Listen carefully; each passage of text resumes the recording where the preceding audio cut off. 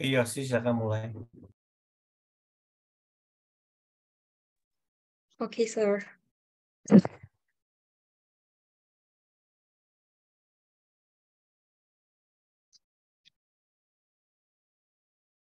Malam semua, karena waktu udah menunjukkan pukul 6.33, akan saya buka acara ini ya.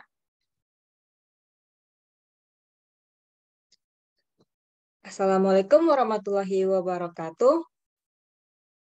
Salam, Namo Buddhaya, Om Swastiastu, salam kebajikan. Selamat malam semuanya. Selamat datang di acara webinar hari ini dengan tema 3D Character, Texturing, dan Animation. Perkenalkan, saya Yosi Felika, dan di sini saya akan mendampingi kalian selama webinar ini berlangsung.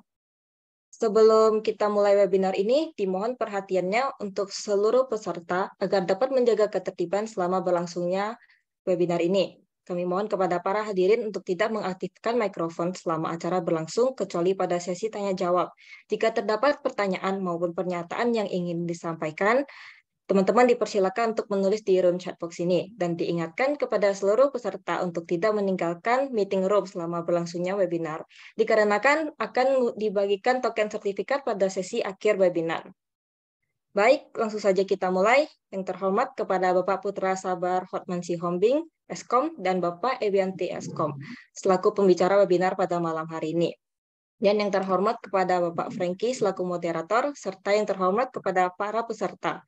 Puji syukur kami haturkan kepada Tuhan Yang Maha Esa yang telah memberikan kesempatan kepada kami untuk melaksanakan webinar pada malam hari ini. Baik, untuk memulai acara, kepada moderator Bapak Franky, kami persilahkan.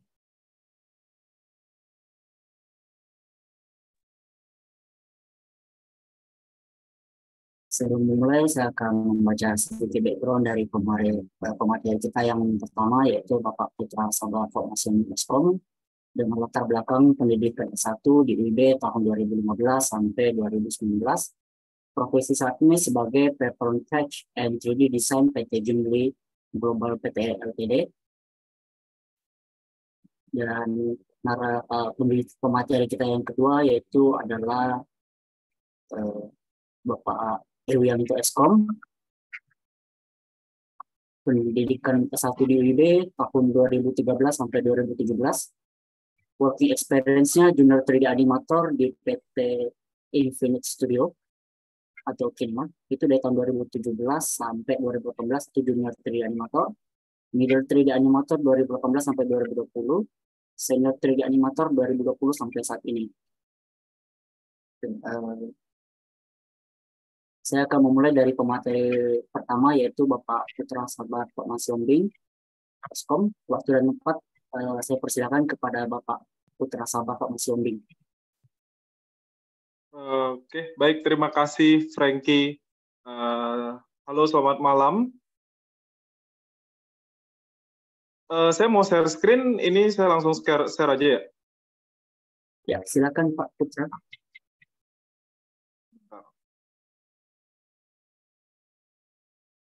Oke.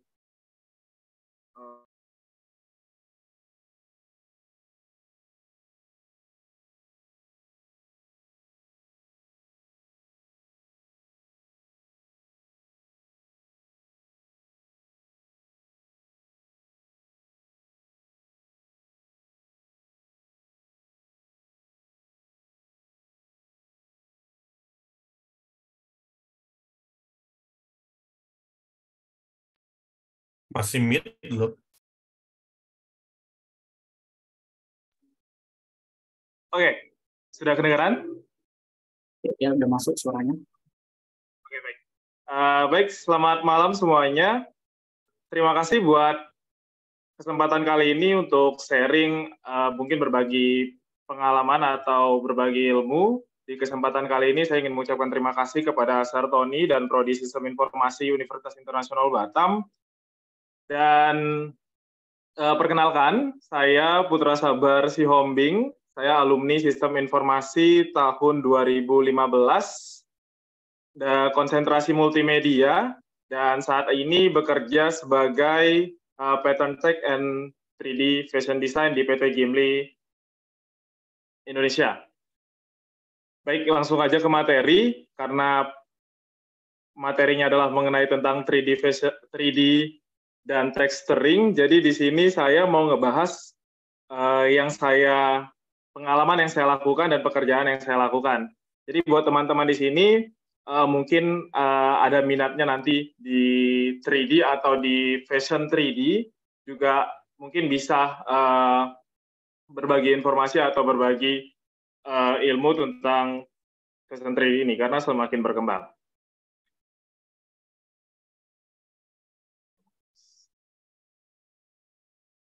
Oke. Apa sih fashion 3D itu? Kenapa sih perlu adanya fashion 3D dan pengembangan di dunia garment?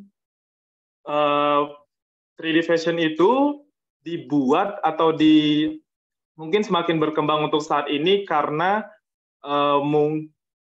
pada saat ini semua desain-desain baju atau desain-desain garment itu agar mempermudah buyer atau produksi sebuah baju, mereka perlu untuk preview terlebih dahulu pattern yang mereka buat.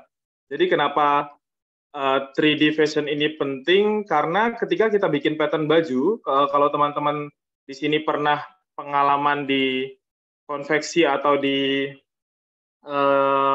industri garment, kalau awalnya kan sebelum baju itu jadi baju atau kemeja atau dress kayak gitu, itu kan semuanya dari pattern 2 dimensi. Jadi kayak kita ngegambar di Illustrator atau misalnya kita ngegambar di Corel Draw. Nah, dari situ nanti dapat ukuran, misalnya ukuran kayak yang kita tahu kayak mungkin ukuran M, S, L, XL itu semuanya punya ukuran masing-masing. Nah, biasanya dulunya sebelum adanya 3D fashion design ini, gambar 2 dimensi itu, pattern yang awalnya itu mereka harus bikin yang namanya mock-up atau sampel baju sebelum baju itu diproduksi secara banyak gitu. Nah, kenapa pentingnya 3D design ini? Karena dengan 3D design, pattern yang dibikin di 2 dimensi atau di Illustrator itu kita bisa aplikasikan atau kita lihat previewnya terlebih dahulu, apakah ukuran ini sudah tepat, apakah ada bagian-bagian yang mungkin belum pas, ada poin-poin yang belum pas yang bisa di-adjust sebelum diproduksi secara lebih banyak jumlahnya. Jadi pentingnya 3D design itu. Mungkin di Indonesia juga mungkin masih nggak terlalu banyak juga yang bisa di 3D fashion ini karena satu, pelatihannya cukup mahal sama nggak banyak yang bisa pakai software-nya. Karena sebenarnya software-nya itu mereka sudah punya sendiri sebetulnya. Cuman kita harus punya apa ya? Bilangnya kalau ngedesain 3D baju ini beda sama ngedesain mungkin beda sama ngedesain kartun atau gambar animasi begitu. Karena di sini kan kita ngelihat oh bajunya sudah bagus bentuknya atau ada bagian yang kurang nih atau yang kurang simetris antara kiri dan kanan. Kenapa di 3D design itu penting? Karena kita bisa tahu nih misalnya buyernya pengen bajunya, contoh yang seperti saya tampilkan di slide ya. Nah, mungkin dia nggak pengen sebetulnya pattern-nya itu seperti itu. Mungkin di bagian tangannya, dia pengen ada bagian yang puffy atau gelembung di sebelah kiri atau kanan. Nah, di 3D design, kita bisa bikin itu, look-nya terlihat kalau itu akan sesuai dengan permintaan buyer, tanpa harus bikin sampel jadinya. Karena kalau dibilang bikin sampel itu kan kembali lagi ke kalau perusahaan atau pabrik itu pasti mereka menghitung cost, karena ketika kita bikin sampel itu nggak 1-2 sampel yang dibikin, karena bisa ada sampel 1 mungkin nanti ada koreksi lagi, harus bikin lagi koreksi 2, koreksi 3 sampai mungkin bayarnya ACC dengan sampel yang kita buat. Jadi itulah kenapa 3D design ini menurut saya perlu dan penting dipelajari gitu. Nah, nih kayak yang saya bilang tadi, benefitnya ada beberapa banyak seperti yang saya bilang tadi. Jadi bisa mempercepat proses produksi yang di pabrik garment. Kenapa bisa mempercepat? Ya, karena kita bisa adjust dan bisa menyesuaikan sesuai dengan permintaan buyer di layar komputer atau di layar laptop kita. Dia maunya seperti apa, atau dia pengennya ini kurang panjang, atau ininya mau diturunin berapa inch, ditambah berapa inch sebelah kiri atau sebelah kanannya. Nah, jadi itu bisa mempercepat daripada kita harus bikin mockup atau sampel bajunya langsung. Terus juga mengurangi biaya untuk bikin sampel. Terus juga, nah di 3D fashion design ini bukan cuma jadi gambarnya loh ya, tapi ini kalau kita buka di aplikasinya, itu gambar yang kita bikin itu bisa runway. Jadi gambar itu bisa jalan sama avatarnya. Avatar itu patung yang sudah sesuai dengan ukuran yang buyer mau. Karena ada beberapa banyak, nanti kita akan bahas juga tentang itu. Nah, ini beberapa kelebihan dari 3D fashion design. Nah, ini untuk softwarenya, kalau teman-teman mungkin nggak familiar dengan ini, karena saya juga dulunya nggak pernah tahu sama sekali kalau ternyata ada software yang ini tuh sangat mempermudah orang-orang yang punya usaha konveksi sebetulnya. Cuman mungkin kalau usaha konveksi kecil mungkin nggak bisa, karena kan dia harus bayar lisensinya yang lumayan juga. Tapi ada beberapa yang bisa diatasi dengan beberapa software yang mungkin ini saya tampilin di sini ada 3 software karena ini software yang emang disesuaikan dengan buyer. Buyer tuh kayak mungkin di tempat saya bekerja itu produksinya baju-baju dari Nike, produksi dari merek Calvin Klein, nah yang kayak gitu. Nah, mereka itu punya syarat khusus untuk software 3D fashion mereka, karena mereka juga ketika kita bikin 3D-nya, nah itu file mentahnya juga kita harus kirim ke mereka. Karena mereka pengen lihat, oh ini gambar 3D-nya benar-benar sesuai dengan pattern yang mereka mau atau enggak. Bukan cuma hasil renderan saja. Kayak gitu. Jadi ini ada Cloud 3D, kalau teman-teman nanti ada waktu bisa browsing di Google. Ada Cloud 3D, ada Browsware, ada Lota, ada banyak lagi sih sebetulnya, cuman karena ini saya familiar pakainya, jadi saya cuma mau sebutin ini karena juga lebih gampang penggunaannya.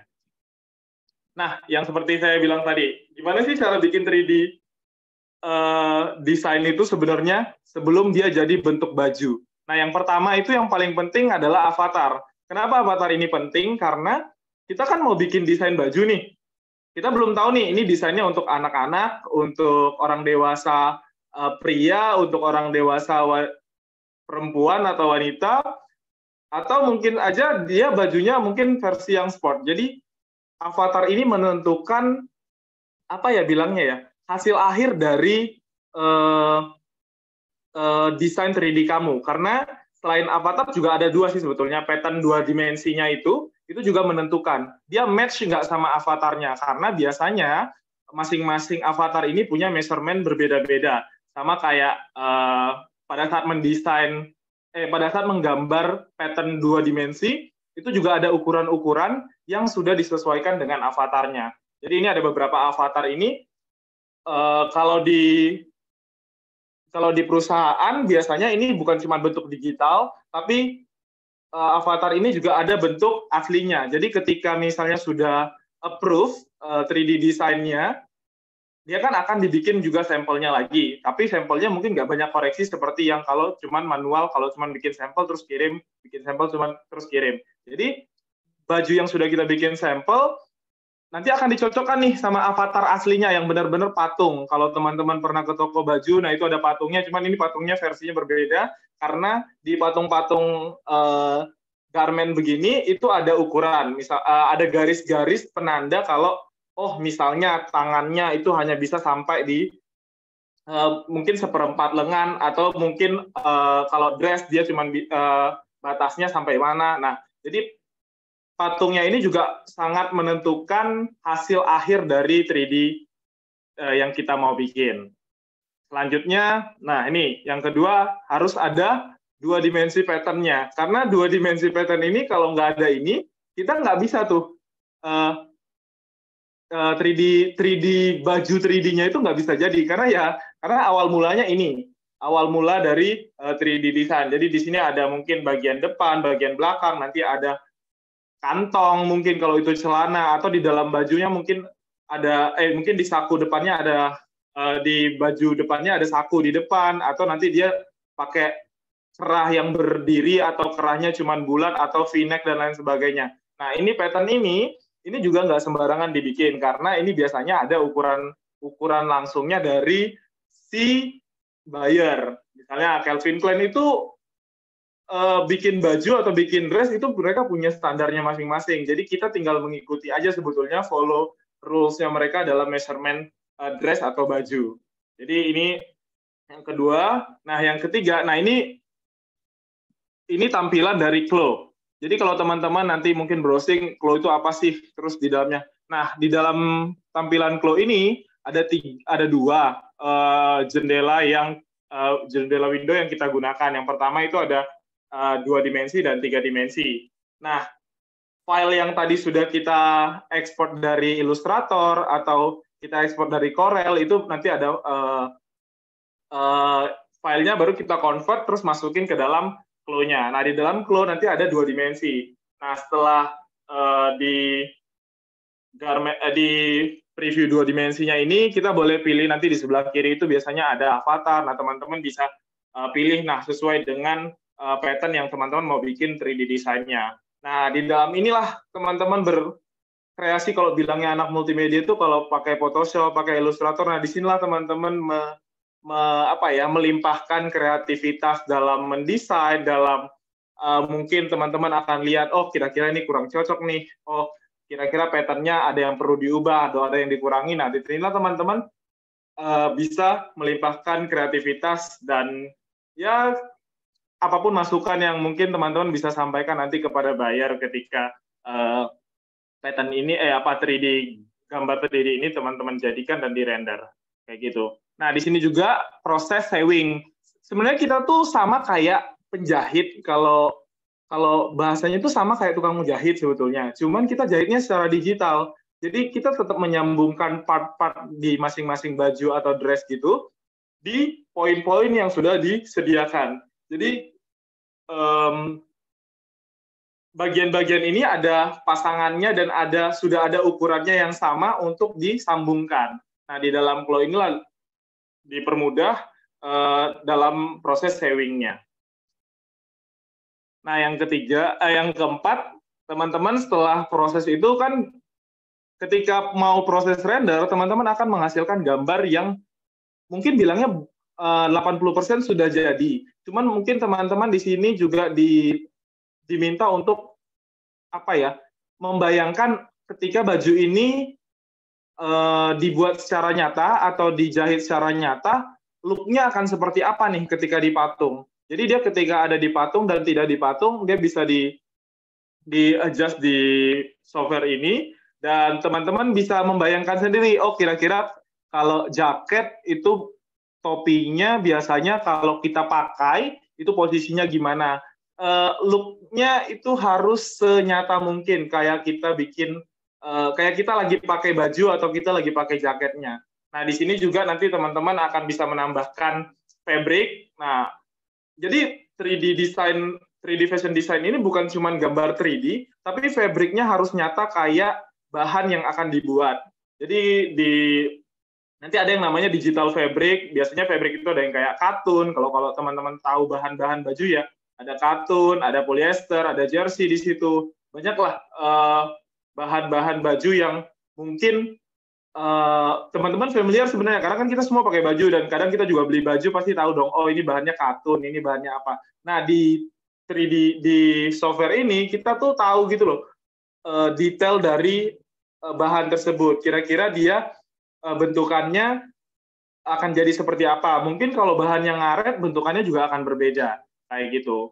Dan selanjutnya yang terakhir itu setelah teman-teman selesai sewing, terus juga look-nya sudah hampir mirip dengan aslinya, teman-teman akan tes dia avatarnya jalan menggunakan baju atau celana yang teman-teman desain di 3D. Jadi sebelum dia di-render, nanti teman-teman akan mencoba bahwa, oh ternyata kalau dia pas jalan ada yang berubah nih bentukannya, ada yang kurang pas, nggak seperti yang ada ketika bikin sampel aslinya gitu. Jadi di sini ini salah satu contoh yang saya bikin nih, kalau nggak salah mereknya Aeropostel kalau nggak salah. Nah di sini teman-teman bisa muterin avatarnya karena ini bentuknya 3D ya. Jadi teman-teman bisa puterin avatarnya, terus avatarnya juga bisa disuruh jalan atau bisa disuruh pose yang lain, bukan cuman pose di depan begini saja, karena kita mau melihat baju ini atau jaket ini stretch atau enggak, ketika dia ganti posisi dia berubah apa enggak.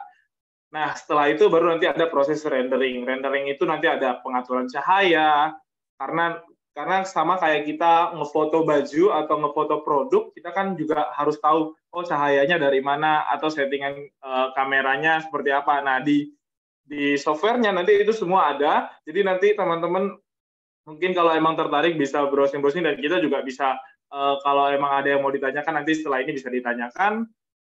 Dan sampai di akhir, habis itu rendering, dan proses renderingnya itu sekitar ya lumayan lah, sekitar 15 sampai setengah jam. Setelah proses rendering baru teman-teman mungkin akan approach hasil 3D teman-teman ini kepada buyer yang mau produknya diproduksi secara massal di perusahaan teman-teman. Jadi mungkin itu aja gambaran dari saya tentang pattern tag and 3D design. Jadi kalau teman-teman ada ingin ditanyakan, boleh ditanyakan, kita diskusi aja.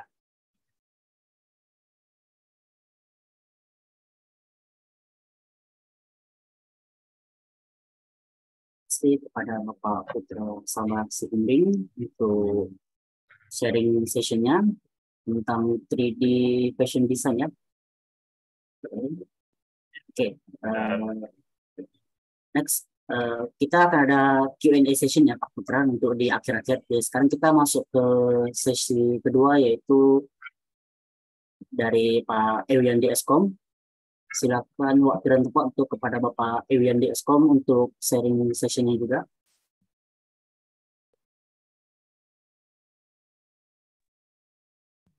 Share screen ya.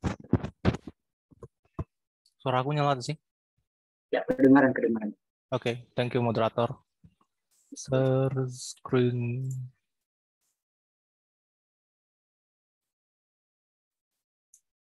Ini enggak sih?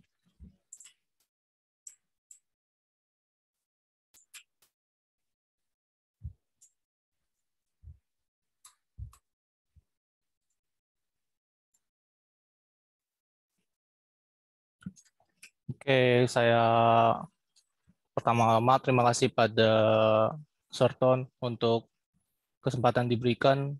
Terus ada moderator, terima kasih juga. Saya Wianto, saya bekerja di Infinite Framework. Mungkin kalau dari Batam, dari UIB sendiri banyak yang sudah kenal, udah tahu. Mungkin kalian bisa kunjungan ke kantor, hubungin Pak Tony coba. Thank you. Dengan senang hati. Ini saya di Infinite udah mulai dari 2017.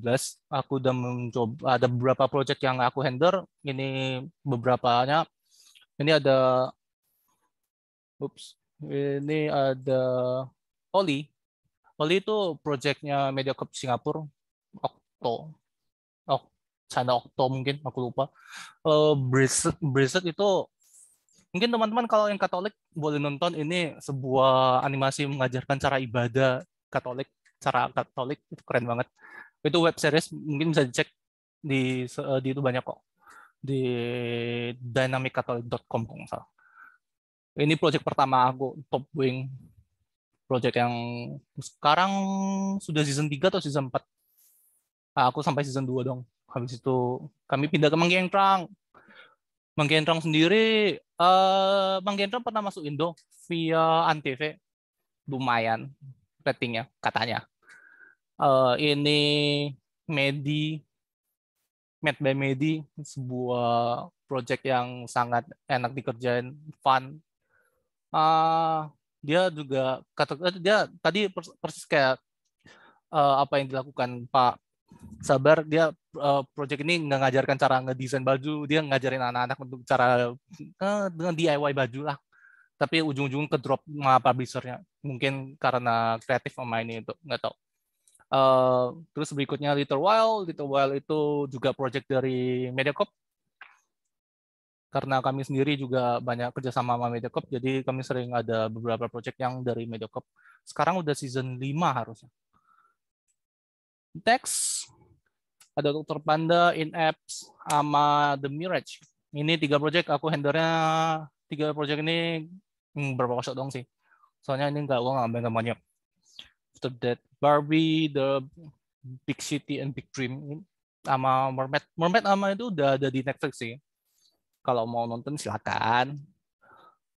Sama Cocomelon, mungkin yang punya anak atau punya adik kecil harusnya kenal. Ada Genko udah di Netflix. Unicorn Academy baru coming soon banget, nggak tahu kapan. Udah masuk publish tapi nggak tahu kapan dia bakal tayang di Netflix. Dia ada series, ada spesialnya. Oke. Harusnya tadi aku lihat dari MPM-nya masih semester 3-4 harusnya. Benar nggak sih, Serton? No, this is 5-6. Angkatan 5. Oke, kalau gitu harusnya. Tapi 3-4 juga ada, 1-2 juga ada. I think mereka udah bisa ngerti ya animasi. Udah masuk kelas animasi kan harusnya? Ada semester 1 Sismul. Kan Sismul, ya, yes, oke. Sismul, kalau gitu harusnya 12 prinsip beranimasi udah pada hafal lah harusnya ya, 12 hal yang paling basic. Strength, cost, anticipation, staging. Gue bakal nge-straight out satu-satu biar ngejelas untuk karakter animasi nanti bakal gimana kita ngeimplementasinya. Sebenarnya ini simple sih untuk ngeperjelas. Dia cuma nge-stress untuk memperjelas gerakan dan dia tetap di satu volume. Dia sebenarnya cuma untuk ngeperjelas squash sama stressnya doang. Mungkin dan anticipation itu untuk memperjelas gerakan action yang kita biasanya kalau kita loncat ke atas, anticipationnya bakal ke bawah. Itu biasanya kalau kita maju ke depan, maju ke kanan ya, anticipationnya bakal ke belakang biasanya.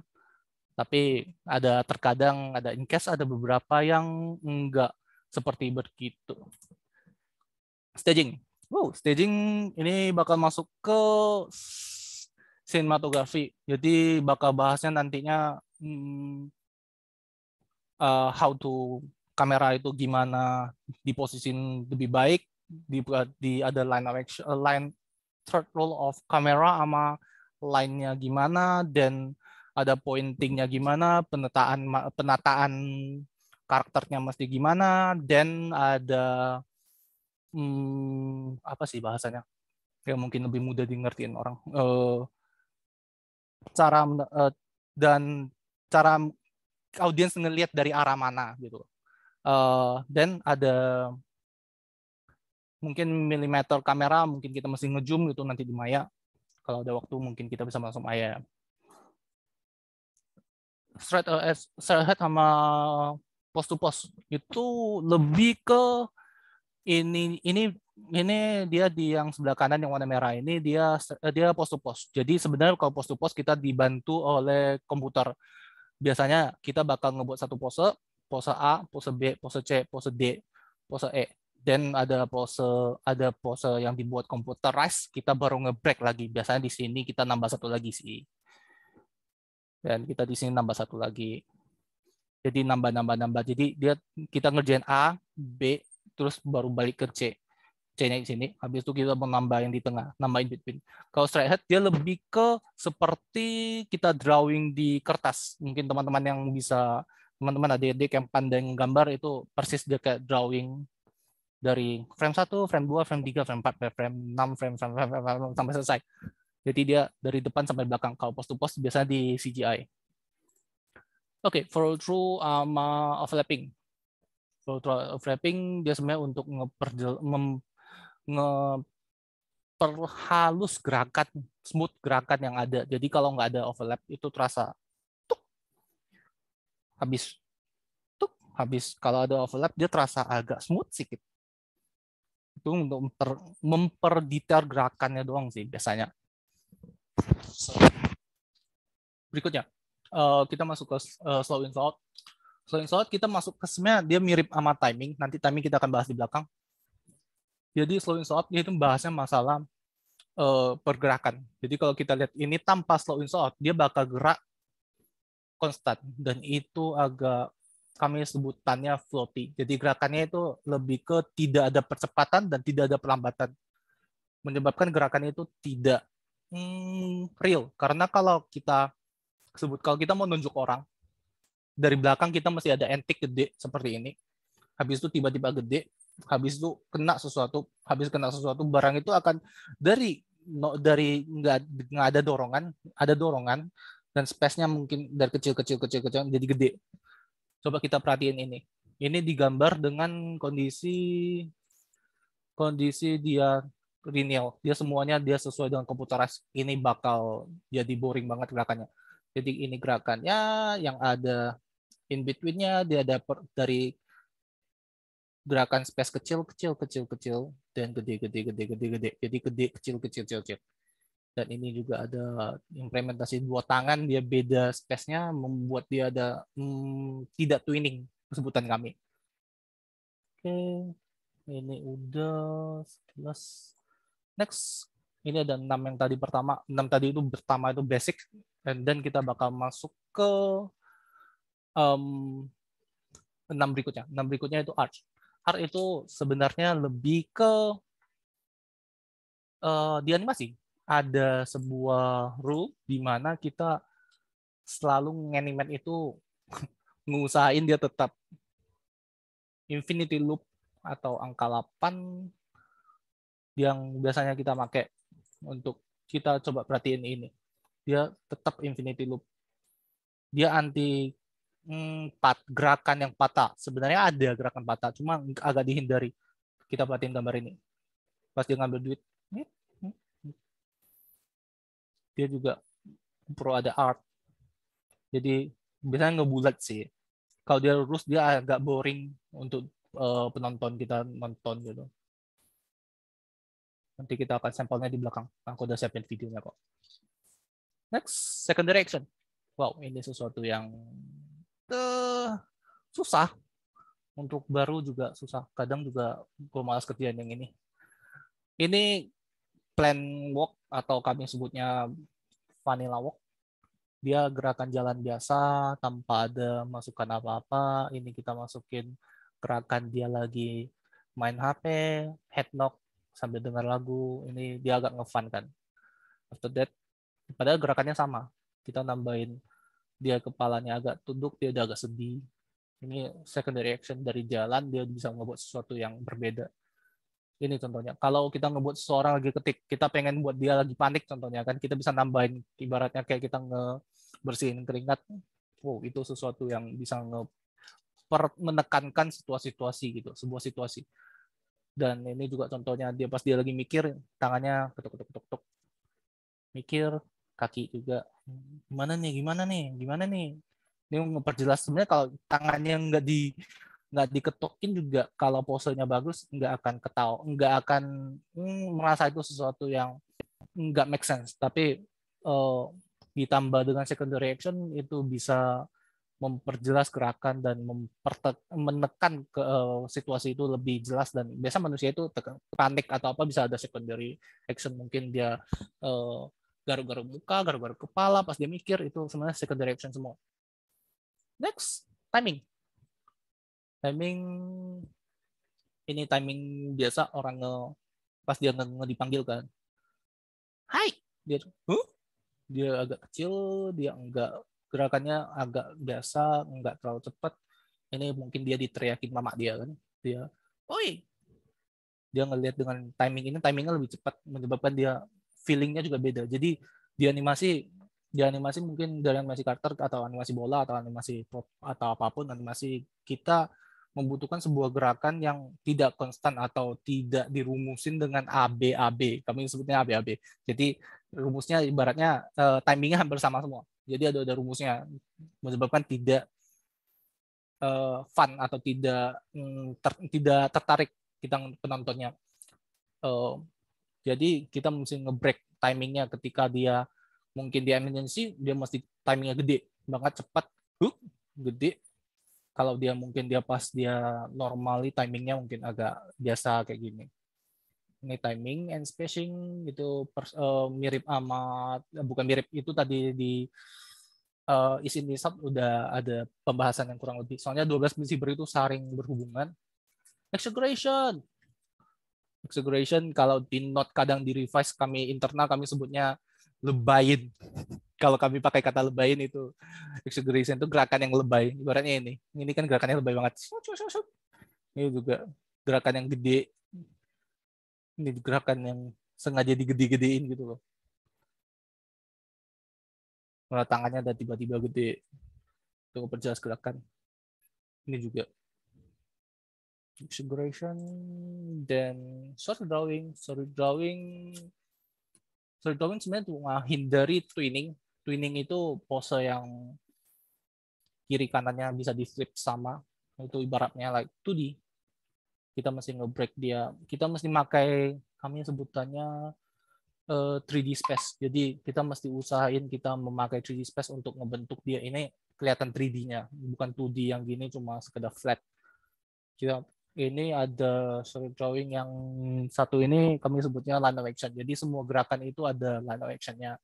Line of action biasanya bisa, ntar aku gambarin, bisa gini, bisa ada S, ini bentuknya S, ini juga bentuknya S, ini bentuknya S, ini ada bentuknya C kayak gini, ini yang seperti ini counter C.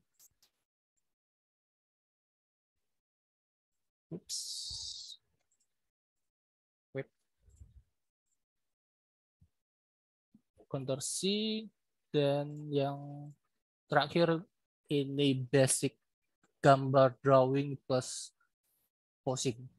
Kami sebutnya counter pose.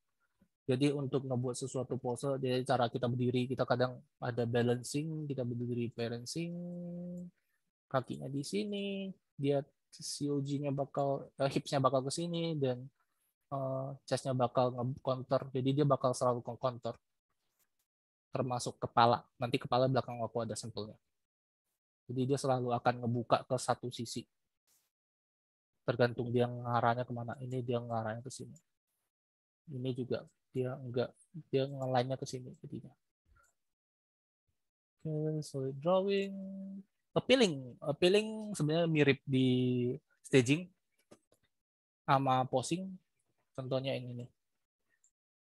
Ini pose yang tidak twinning, tapi bisa better kalau kita buat dia ada line actionnya kayak gini, dan tangannya juga di lean out sedikit, di push, dan ada gerakan, jadi dia nggak flat 2D.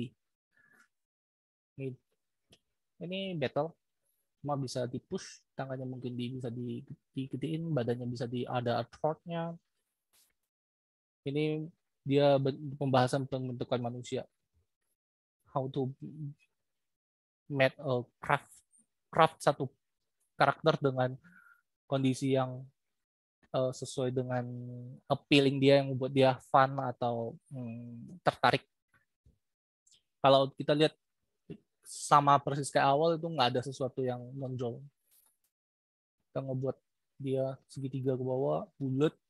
Ini biasa perempuan ada bentuk which is ada ininya, dan ini ada perutnya biar kelihatan jelas apa yang diperlukan untuk memperjelas shape. Ini di 2D sih. Appealing, ini pose kita perlu torsing. Jadi torsing itu maksudnya dari pinggul, chest sama kepala itu ngarahin ke posisi yang berbeda. Itu untuk ngebentuk sebuah line yang dia terasa beda dibanding kita ngeberdiri tegak kayak gini. mending kita ngebuat sebuah pose yang ada 3D space-nya. Ini juga, ini sebenarnya tangan bisa dikeluarin sedikit yang cewek ini. Ini oke. Next. Oke, kita masuk ke sesuatu yang bergerak. Ini pose tangan A, B. Kelihatan secara itu mirip. Cuman kalau kita perhatiin, ini kurang, kami nyebutnya dia kurang strong. Karena kalau kita perhatiin, dia ini ibaratnya kayak komputer ngebuat dia blend set untuk ngebentuk dia tangannya udah kondisi ngepalin tangan gitu. But kalau kita perjelas dia ada bentukannya art di sini, ini akan membentuk dia lebih terasa di sini ada kekuatan yang kita tekanin kekuatannya di sini, jadi ada terasa kayak benar-benar dia ngegegam sesuatu, dia bukan sekedar knuckle-nya nggak terasa, dia knuckle-nya lebih bagus yang ini. Dan next kita ke sini, ini peeling. Jadi kalau kita ngebuat sesuatu yang tadi aku ngomong, dia ada counter pose. Di muka juga ada counter pose. Jadi ketika kita ngelihat ke kanan, biasanya kita counter pose-nya ke sebelah kanan. Atau kalau kita buka ke kanan, kalau kita lihat ke kiri, kita ngebukanya ke kiri. Ini dia sebenarnya udah lumayan, cuman matanya kepotong. Mata kepotong, ini fatal banget dia. 3D anime sering kena revise. Dan ini juga eyebrow-nya agak flat, kita mesti asimetrik, sebutan kami asimetrik. Mungkin teman-teman agak ngerti kata asimetrik, dia mesti beda antara kiri dengan kanan untuk membuat dia ada pembentukan seperti gini. Jadi matanya juga diperbaiki, dia ngenaikin eyelid atasnya untuk ngebuat dia lebih nampak, dia ngelihat ke sebelah sini. Dan mulutnya juga diperbaiki. Oke, next. Kita hapus. Bentar. Kita ke video. Gue udah siapin video. Ini videonya seharusnya ini Mulan. Ini live action.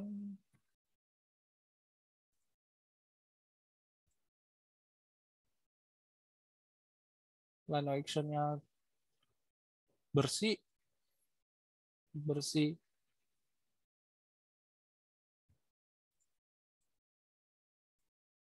Dan ini sebenarnya dia kompleks, dia biasanya kalau kepaksa nggak apa-apa, kalau benar-benar udah planningnya bagus, dia mesti ada satu yang kompleks, satu yang simple. Kita ngedrag ke belakang.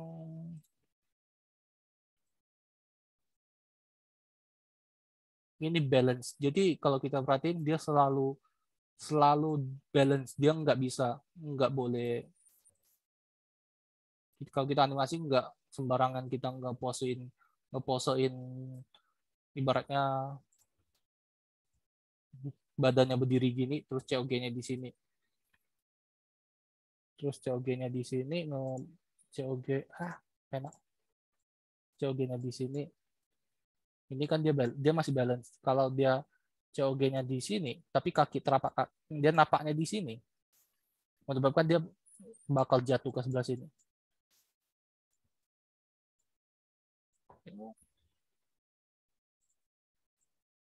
Lanjut line dan ini shape.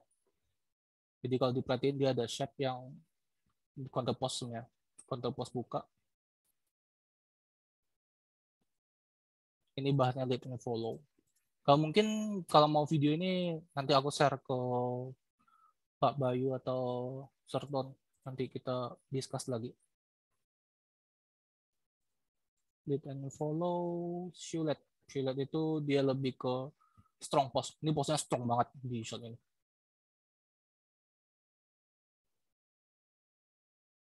Pose key pose. Kalau kita di komputer animation dia ini key pose. Ini art sama spacing. Nampak kan? Itu bulat.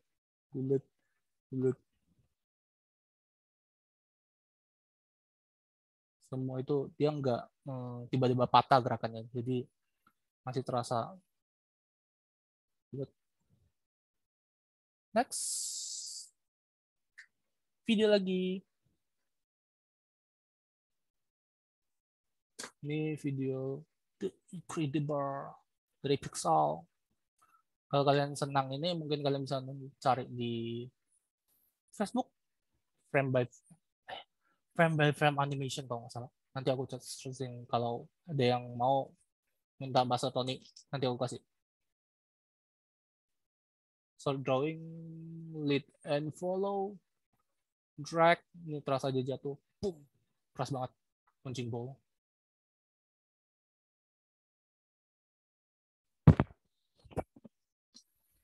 Dan mereka nge-roll ke lawan yang beda. Anticipation yang bagus. Pap. Next. Ini mana action, anticipation, smear. Smear itu gerakan yang cepat. Dan ini follow anticipation, follow through, gerak masuk, naik ke atas, turun ke bawah. Biasanya gerakannya itu selalu itu. Jadi dia antiknya ke atas, gerakannya bakal ke bawah, gerakannya mau ke bawah, antiknya ke atas. Antiknya ke bawah dia bakal selalu ke atas. Oke, next. Jangan dibohongin film. Kadang di film kita nontonnya gini, kadang pas kami hancur lebur, kami hancurin rignya untuk ngecapai sebuah pose yang bagus like this. And down. Kalau nggak ada bahas lagi, mungkin kita masuk ke sesi Q&A atau ada mau nanya. Terima kasih untuk moderator, mungkin bisa diambil kembali. Terima kasih kepada Pak Priyanto selaku pemateri kedua tentang 3D animation. Itulah tadi pembahasan ilmu serta pengalaman yang cukup luar biasa ya dari narasumber kita yang pada malam hari ini. Sekarang kita akan masuk ke sesi tanya jawab dengan pemateri kita. Untuk teman-teman mahasiswa atau mahasiswa yang di sini yang mempunyai pertanyaan, bisa silakan tulis pertanyaan di kolom chat Zoom, atau silakan raise hand dan juga langsung gas saja pertanyaannya kepada pemateri 1 atau pemateri nomor 2. Untuk sesi tanya jawab, saya persilakan untuk teman-teman mahasiswa yang ingin bertanya.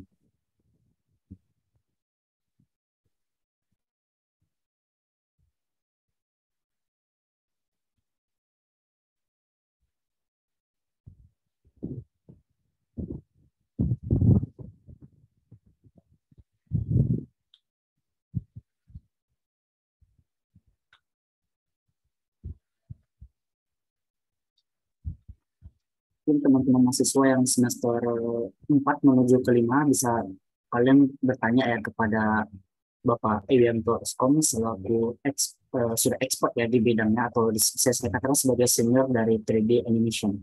Jadi mungkin teman-teman mahasiswa ingin bertanya, silakan tanya selagi ada ini sukunya ya, langsung aja gas.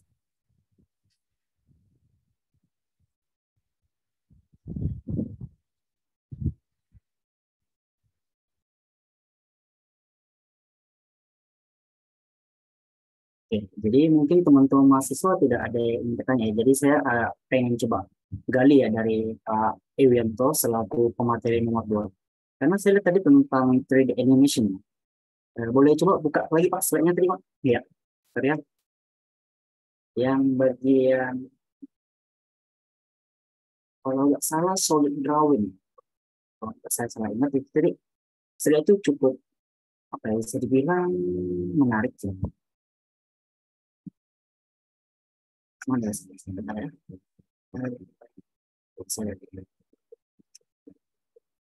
Nah, mungkin tadi dari Pak Widianto mungkin bisa coba di bagian kalau saya sekitar 12 prinsip animasi itu Pak. Sorry drawing ya? Iya, sekitar solid drawing. Bentar.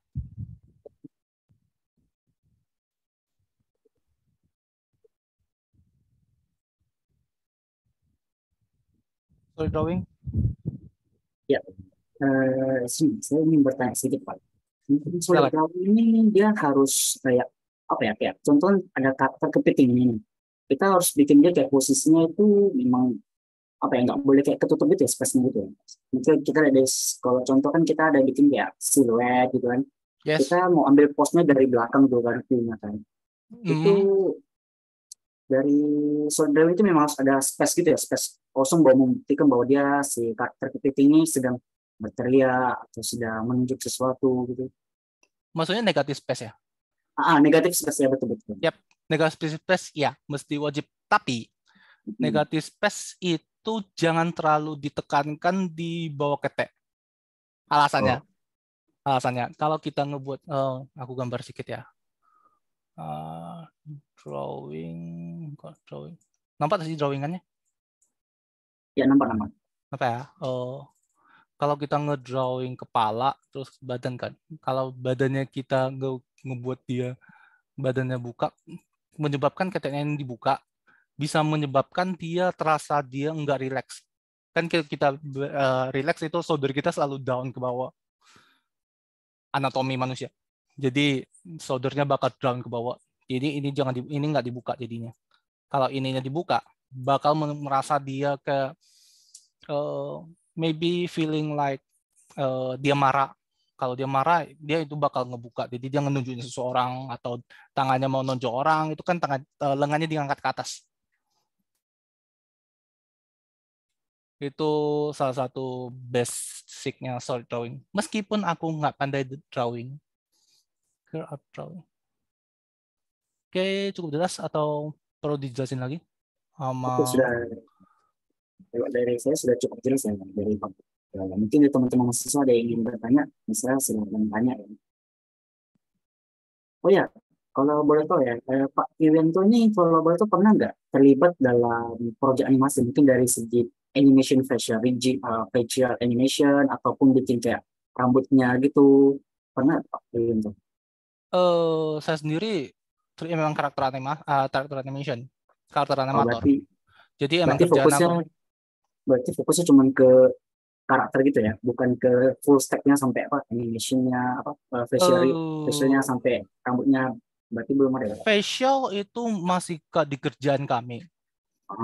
Cuman kalau kita bahas masalah rambut, itu terkadang kita makainya, kalau kita makainya overlapping, kita makainya follow through sama overlapping itu di tangan kami. Jadi kalau riggingnya support, mungkin rigging rambutnya bagus dan bisa di animate ya dikerjain di kami. Kalau fully kadang kami ada sebutannya dynamic itu udah ada sebuah sistem di mana dia bisa ngebuat dia nge-animate sendiri, cuman dia ada satu value-nya yang mesti kita jaga. Itu biasa kalau bisa di kami kami kerjain. Kadang kalau nggak bisa, mau nggak mau mesti dipisahin ke FX, jadi ke visual effect. Kerjaannya di FX jadinya, nggak di tempat kami. Kalau kemarin pas kami di Medi, contohnya di Medi ini rambut, di Medi rambut ini kami nggak kerjain karena terlalu banyak. Mau nggak mau kami naiknya ke FX biar mereka yang simulation-nya langsung dari namanya apa sih? Simulation dari encode atau apa gue lupa. Jadi dia dari sana untuk langsung ngebuat rambut terus nge-simulate langsung. Kalau rambutnya like Genko, jerknya untuk modelingnya Genko tuh bagus banget. Jadi Genko Barbie itu bagus banget. Kami bisa nge-animate sendiri. Unicorn Academy juga kami nge-animate sendiri. Cocomelon juga di tempat kami. Jadi Cocomelon nggak ada simulation artist. Dia tergantung rig sebenarnya. Oke, cukup jelas? Atau ada yang mau nanya? Mungkin teman-teman saya ingin bertanya, silakan. Ya. Oke, di sini ada pertanyaan nih Pak Yulianto dari Felix Evan. Yep. Pertanyaannya adalah, di slide terakhir kenapa lengan karakter 3D harus diperpanjang seperti itu? Kenapa nggak di pose biasa saja? Sorry sekali lagi, aku agak nggak di chat ya. Ntar aku baca dulu. Ya, di slide terakhir, kenapa lengan 3D? Di slide terakhir. Slide terakhir yang bagian si Si Encanto ini. Encanto ya, Encanto. Yang tangannya itu.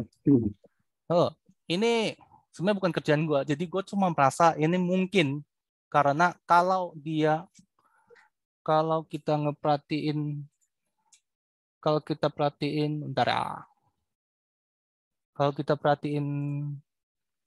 aku juga kurang tahu karena ini gue rasa mungkin karena rig-nya tidak nge-support dia bisa menarik dia lurus dan kameranya harusnya dari depan. Kalau kita lihat dari hasil itunya, kameranya kan dari depan kan. Kameranya, aku nggak mau. Kameranya kan harusnya dari gini. I think mungkin karena ini kalau terlalu dekat ke muka, green-nya ini mungkin kena ke muka terlalu gede, menyebabkan mukanya, surface mukanya jadi tambah hijau. Terus mungkin tangannya nggak support atau apa, kita juga kurang tahu. Ini sebenarnya meme dari kemarin beberapa bulan lalu sih. Kami juga sering lakukan hal ini. Cuman terkadang itu karena memang kameranya nggak support atau rig-nya nggak support, mau nggak mau kita nge-cheat. Itu namanya nge-cheat. Mungkin karena lighting yang nembak ke sini dia butuh ada reflection atau apa, kita juga kurang jelas. Jadi mungkin tadi dengan siapa, Felix cukup jelas kenapa nggak pose biasa aja. Karena pose biasa mungkin dia mungkin dia pose biasa dan kena revise dari ERC. Dia mungkin dari lighting dia balikin.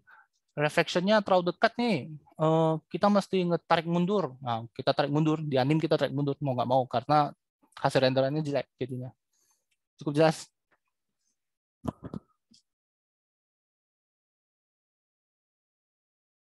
Felix Evan sudah jelas?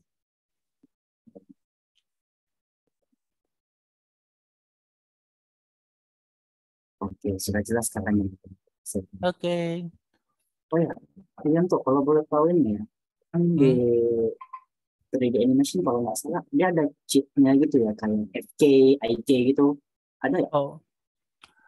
Iya, kalau dari kita ngelihat dari hasil contohnya Rick ini ya, aku feelingnya I think dia IK ya, mungkin aja. Sebenarnya IK sama FK belakangan ini, IK sama FK udah nggak bisa dibedain. IK sama FK udah dulu pas aku awal belajar animasi sama Sertoni, FK dia cuma bisa di rotate, IK dia cuma bisa translate plus rotate. Tapi sekarang FK sekarang udah bisa di translate juga, menyebabkan dia udah sebenarnya banyak yang FK yang udah bisa like IK dia tetap bisa di translate. Jadi enak banget Rick sekarang. Apalagi yang baru-baru, Rick baru, lebih baru, dia ada Rick yang lebih enak. Mungkin kita kali ini kita masih di basic, kita perjelas di sini. Mungkin kalau perlu kita susun waktu next untuk kita spesifik ke basic. Mungkin teman-teman yang ada keinginan masuk ke 3D animation untuk di Infinite mungkin bisa aku fasilitasi untuk mungkin ngajak lead atau supervisor untuk kita demo workshop langsung atau gimana. Koton boleh, Koton? Ya, kita cari waktu ya. Ya, kita cari waktu lagi ya. Soalnya kayaknya kami kemarin lighting sih. Kayaknya next gua nggak tahu apa. Kayaknya efek deh. Setelah teman-teman start dengan website, mungkin kalian forward kinematic sama invert kinematic. Yes. Trigger. Gua nggak pinter. Karena pas awal aku masuk emang ya gue ngerti sih rigging sama texturing, ngerti coding, ngerti basic lah. Kalau kita anak SI malah nggak ngerti, kalau nggak ngerti bakal dimarahin Sertoni nanti. Tapi ketika gue masuk ke perusahaan dari supervisor, semuanya lebih prepare kami nggak jadi generalis, jadi spesialis. Karena kalau dirimu nggak spesialis dan baru pindah menguasain departemen lain, dirimu bakal nggak ada sebuah tawaran yang lebih bagus ke studio atau ke manajemen atau kemana. Jadi kalau dirimu belajar semua, dirimu semuanya rata-ratanya dapat nilai 70.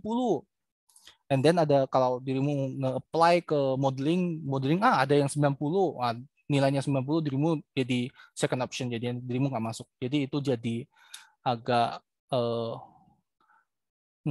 nggak works. Mungkin kalian mesti agak spesial penjurusan ke satu titik dulu, habis itu kalian baru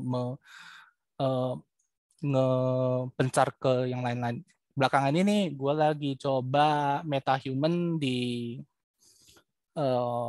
apa sih, Unreal. Aku lagi belajar render. Pak Sabar udah ready belum sih? Atau ada yang mau nanya aku lagi?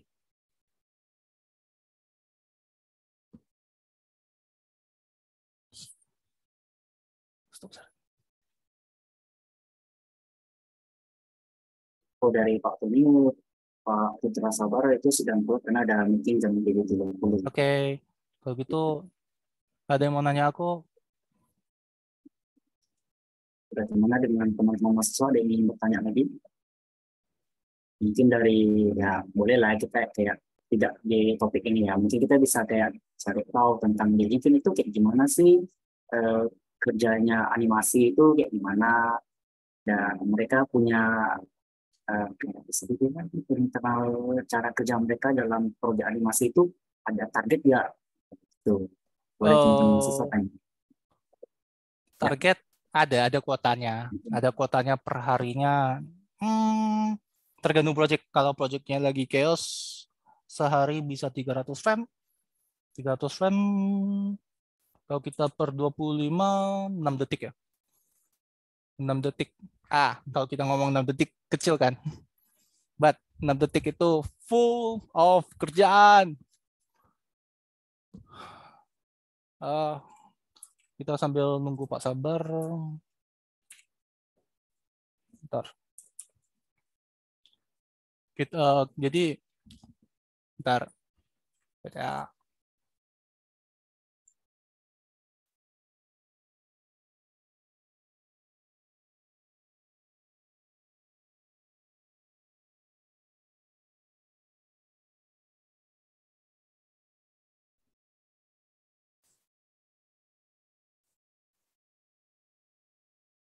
Ini rig-nya nggak tahu bagus lah.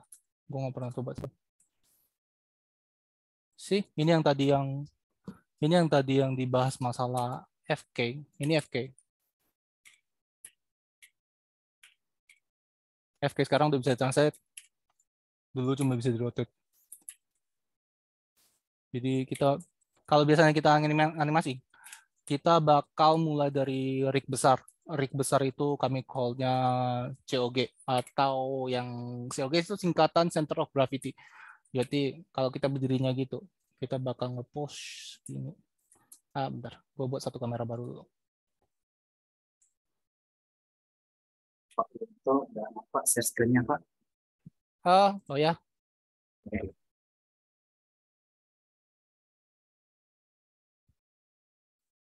Begini.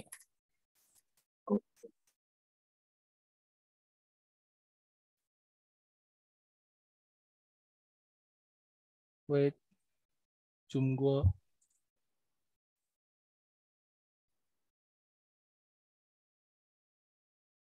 Oke, lebih baik berarti communication plus banyakin relasi di luar kampus. Yes, kata Satomi, iya. Sering-sering lah. Jadi ini COG. Jadi kalau kita ngebuat dia ngelin ke kanan, ya ngelin ke kanan. Jadi sebenarnya karakter animation tuh sebenarnya boleh ini hips, ini untuk ngebantu dia berbentuk, contohnya kayak gini.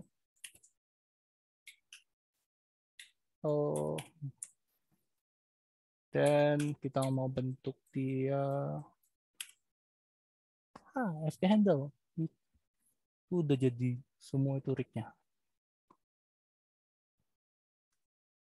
Yap, ini rig bukan punya gua. Ini rig downloadan.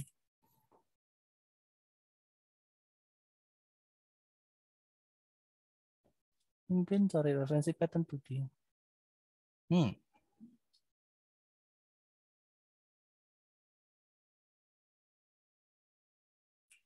Wow, yang dibaca. Dan kepala. Rig ini nggak ada visual, nggak bisa nunjukin visual. Bawah tangan. Kalau kita relax tadi, pertanyaannya siapa sih? Saya lupa namanya. Pertanyaannya moderator namanya siapa sih? Dia kan katanya posenya ininya ada negatif space. Ya, negatif space untuk kita menampakin geo NV gitu. Nah, sulit. Matiin groove. Terus tangan kalau diginiin boleh. Diginiin better. Sebenarnya mesti banyak-banyak coba sih. Ini kadang animate itu lebih banyak cobanya dibanding kalau udah animate. Kadang juga kami sering banyak coba-coba dan tiba-tiba ngegas gitu.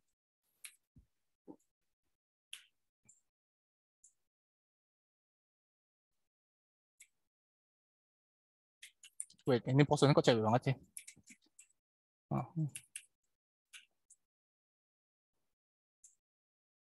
Dan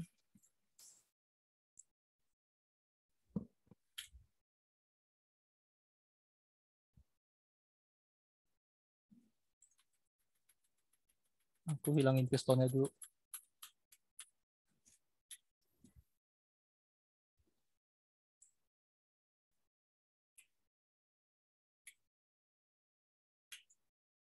Jadi kalau kita pengen buat, kita ngeki dulu ya.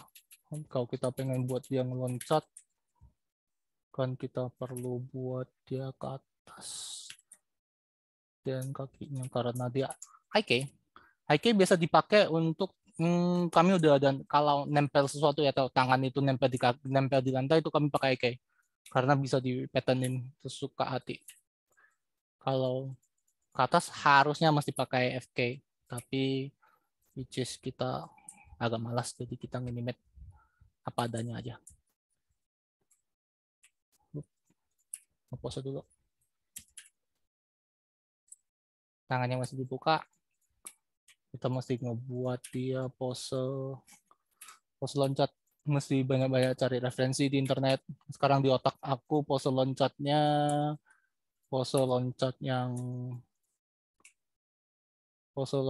kungfu itu loh. Kalau kalian pernah nonton Kungfu Panda atau apa? Yang kungfu, Chinese kungfu itu.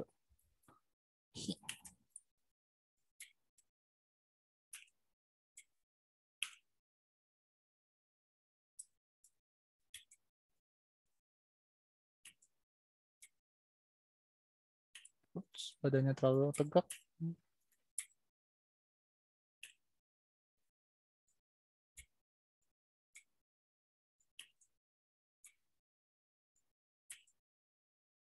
Oke, satu pose jadi.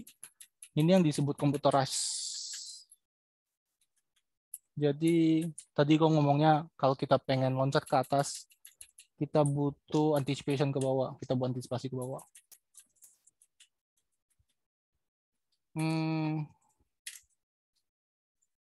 Gue fast animate dulu ya, nanti gue jelasin.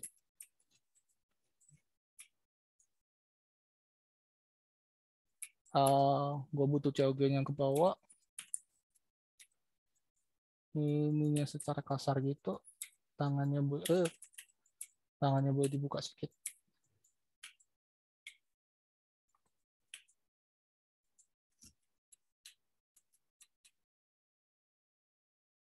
Nih, krip. Kripnya nggak nampak. Ini namanya pose to pose. Jadi gue cuma buat 2 pose. Pose 1, pose antik, pose sebutannya high pose. Dan gue cukup copy pose ini ke belakang. Kan kalau kita hitung timingnya naiknya 4 frame, turunnya kurang lebih 4 frame lah.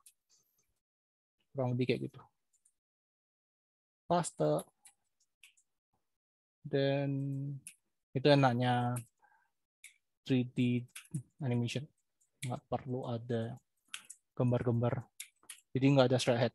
Jadi kita bisa dibantukan computerized. Lebih mudah sih bagi yang mungkin baru atau nggak bisa gambar. Kalau mau coba silakan. Kalau mau cari model-model bagus, di internet banyak. Cari aja Lyric LIG. Banyak kok. Ini gue download juga. Nah, belakang ini gue lagi coba tema Star Wars. Jadi gue banyak rig Star Wars kayak gitu.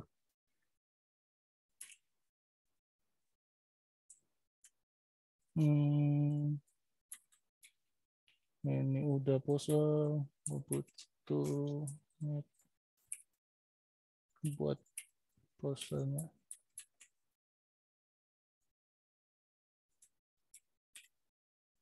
Kakinya diginiin.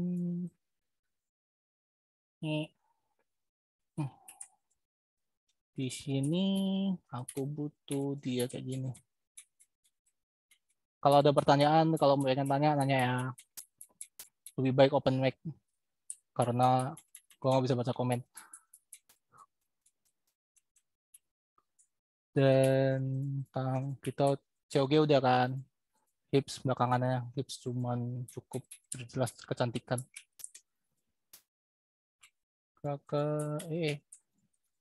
Salah, itu bukan trik yang gue mau. Masih tegak. Nah, tadi kan ada follow through kan, jadi setelah dia landing, kita butuh ada namanya ease in. Nah, bentar, ease in gue rusak. Sepertinya script gue rusak. Ya, script gue rusak. Hihi.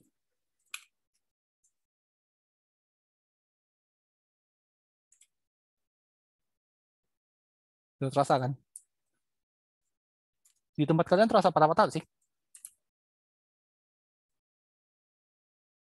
Udah terasa kan? Dia loncat juga terasa. Beratnya juga terasa. Sekarang aku butuh is ini ke depan, transit ke depan sedikit. Dan kepala. Bisa mulai dari COG sih. COG, chest, kepala.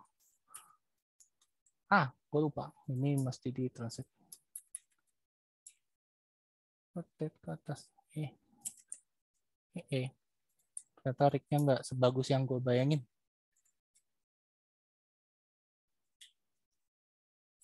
Sambil pemasangan patek di Autodesk Maya, silakan teman-teman. Banyak. Nah, ini udah jauh banget sih. Kalau kalian benar-benar niat, kita bisa mulai dari bouncing ball. Basic of everything. Dulu pas gue training, gue belajar bouncing ball sampai gue stress.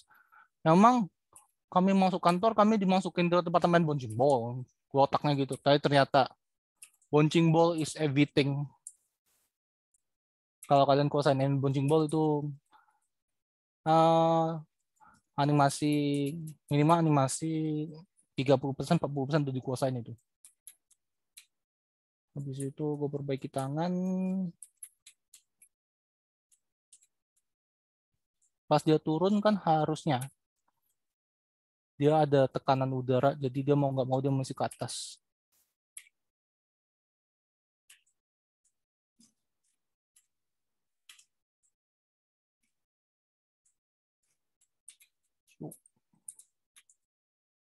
Ini masih di overlap.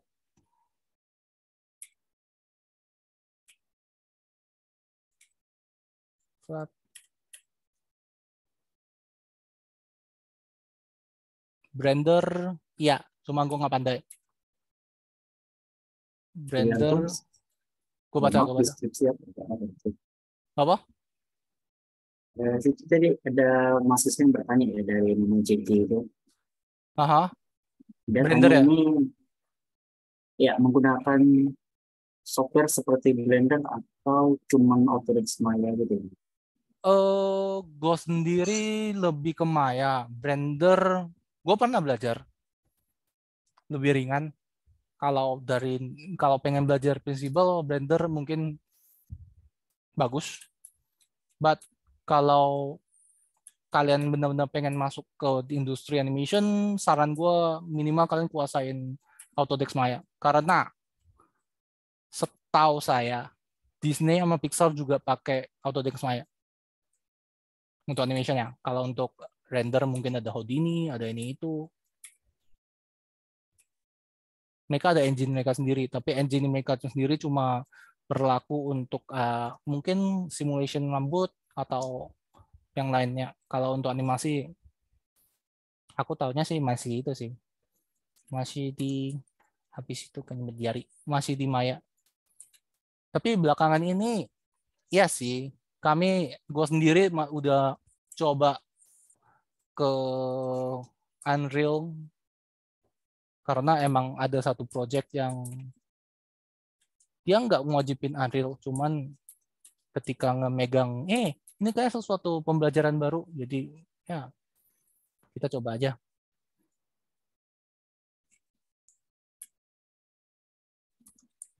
Jadi biasain, tetap belajar lah. Terus ini juga Maya baru. Kemarin aku sempat tanya Sartoni masalah Python ada converter, ternyata ujung-ujung jumpa. Jadi script gue masih bisa jalan.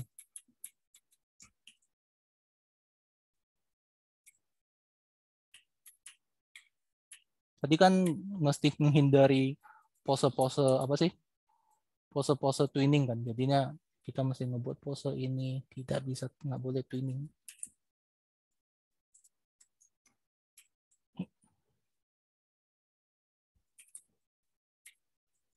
Mungkin teman-teman kalau mau coba Blender bagus sih. Karena kan Blender lebih free source sama teman-teman bisa lebih ringan. Blender kemarin aku ada lihat satu rig bagus banget. Cuman gue nggak pandai di Blender. Code listnya How to Train Dragon. Kayaknya bagus banget itu rig.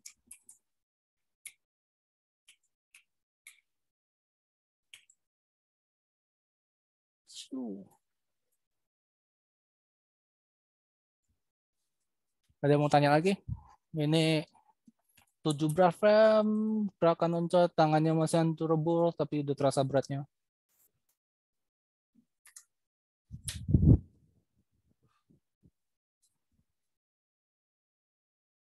Ada yang minat ke 3D animasi tak? Atau mau masuk ke Infinite? Bisa tanya Sartoni. Promosi lah, yuk.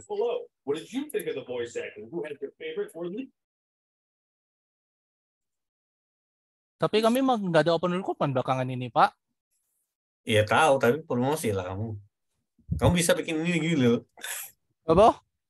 Bikin apa? Ya promosi lah, kamu kan udah promosi tentang project yang kamu bikin tuh. Oh.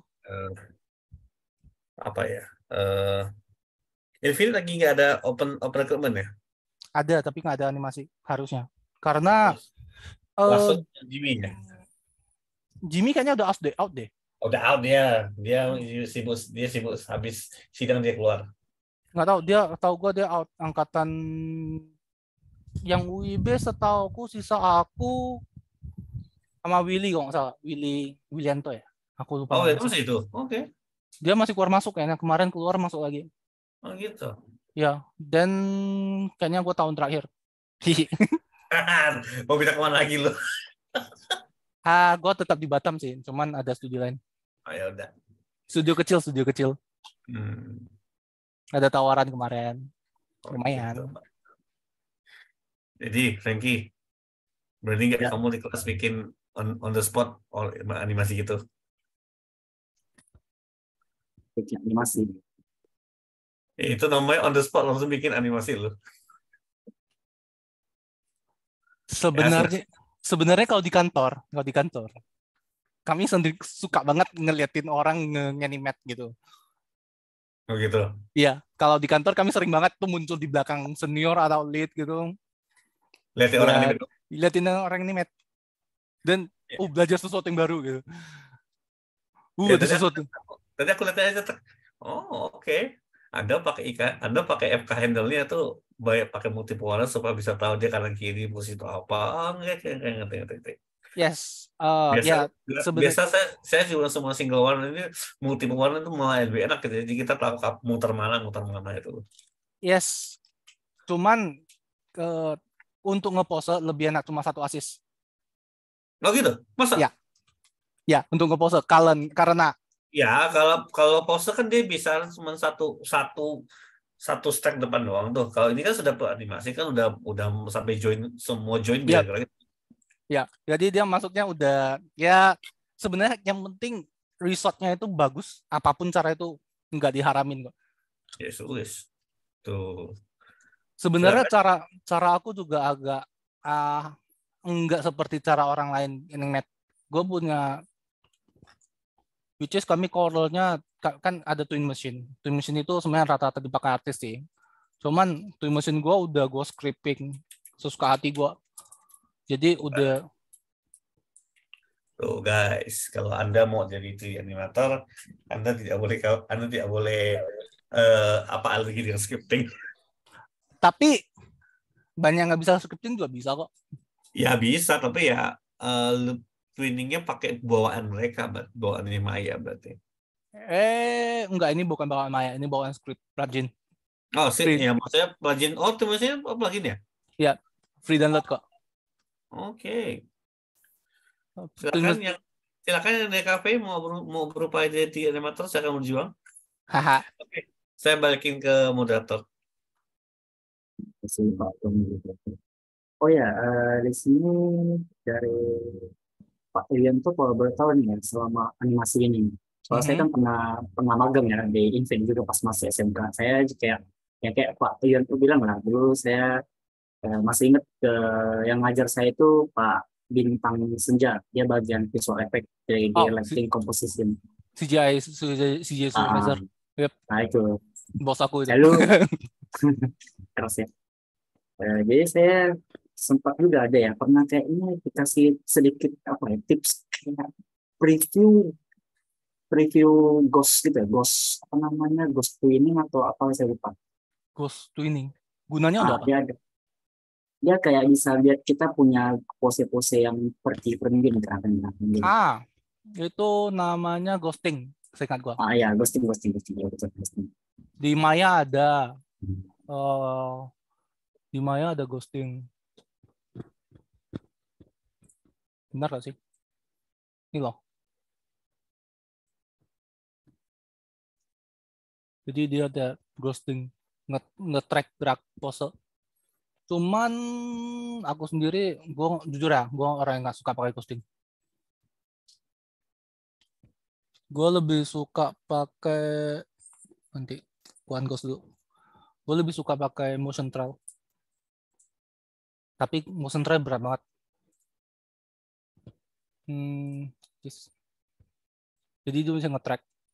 Jadi gue nge-tracknya, kan ghosting itu dari pose kan. Jadi gue nge-tracknya cuma per 1 rig. Which is kadang kami kerjanya tuh polishingnya lama banget di COG. Ini ke COG kan. Habis di COG kita naik ke chest, kepala, tangan. Semuanya di tracking. Katanya sih tracking. Kadang enggak. Kadang lagi malas ya. Langsung aja yang penting mulus gitu. Ada yang mau tanya? Gue udah kehabisan materi nih. Ya wes lah. Frankie closing aja. Masih ada tuh Kevin tuh. Masih ada. Oke. Untuk apa aja? Basic mana? 12 prinsipal, ngerti Maya, ngerti Blender. Blender nggak perlu sih. Yang penting ngerti workflow. Sebenarnya pas gue masuk, gue juga nggak ngerti apa-apa kok. Kan gue masuk lewat training. Jadinya kalau Infinite ada training, kalau mau join, kadang juga jumpa aku. Last kemarin juga jumpa aku kok. Tapi next kayaknya nggak akan jumpa aku.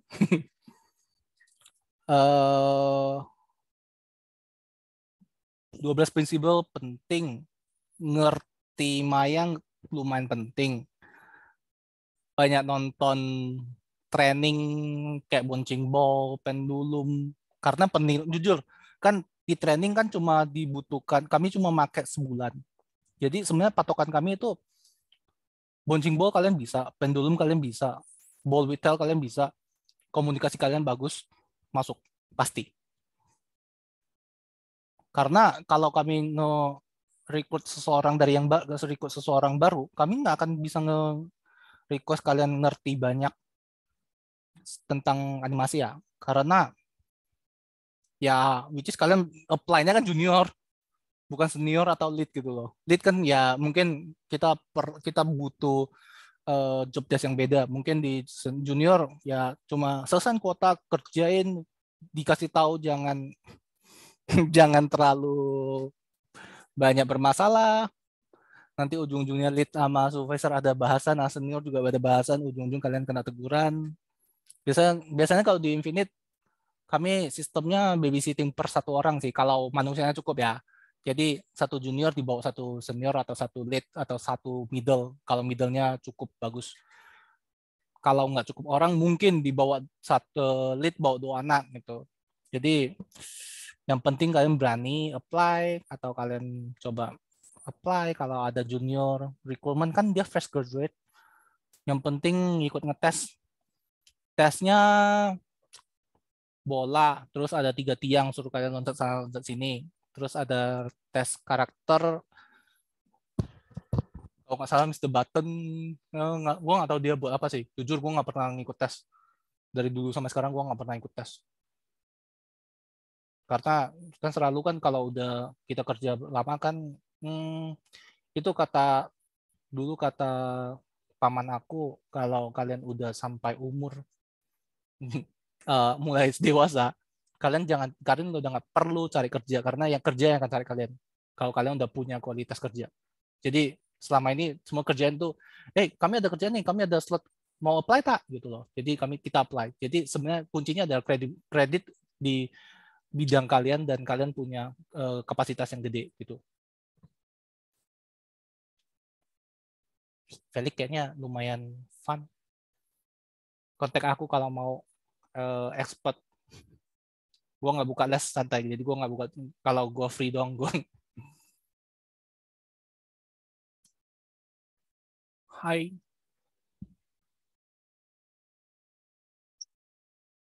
Ada Q&A, ini sekarang ada Q&A sih. Kira-kira teman-teman yang lain ada yang mau bertanya lagi atau tidak ada lagi?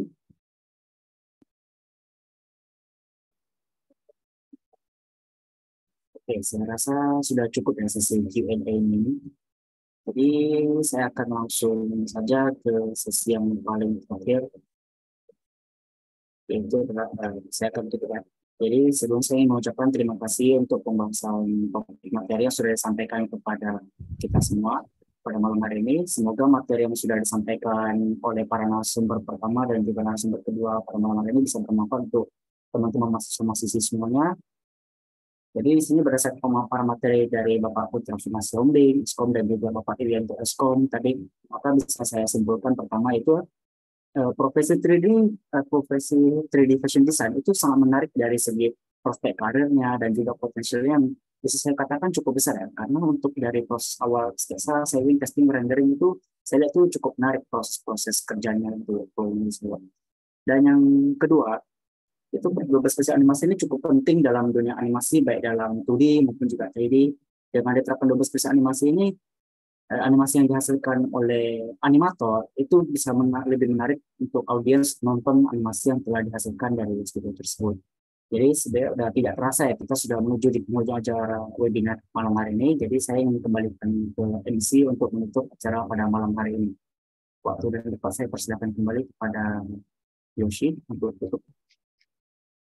Baik, terima kasih Ko Franky sebagai moderator. Terima kasih juga kepada Pak Putra yang sekarang kendala dan ada jadwal lain, jadi tidak bisa hadir lagi. Dan kepada Bapak Wianto menjadi pembicara yang pada malam hari ini dengan sharing materi yang sangat informatif. Terima kasih juga kepada para hadirin. Setelah ini kita akan lanjut ke sesi dokumentasi. Mohon hadirin sekalian semua untuk mengaktifkan kameranya untuk bersama dengan pembicara kita.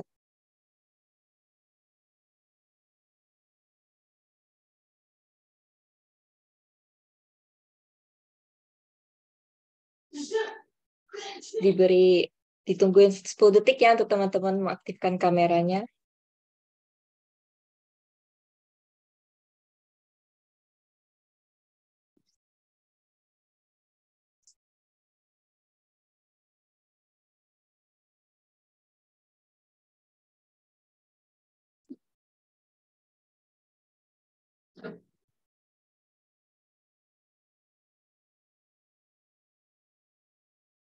Oke, dimulai dari slide pertama dulu. Pertama, senyum ya. 1, 2, 3. Bentar, pembicara belum show kamera. Oh, sorry. Kita Wih, ulangin lagi ya dari slide pertama. Anda mengemuk. Lebih tepatnya banyak. 1, 2, 3. Selanjutnya, slide kedua.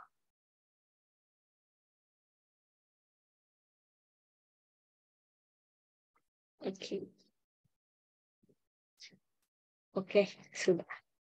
Terima kasih semua sudah mengaktifkan kameranya. Nah, kita sudah sampai di penghujung acara.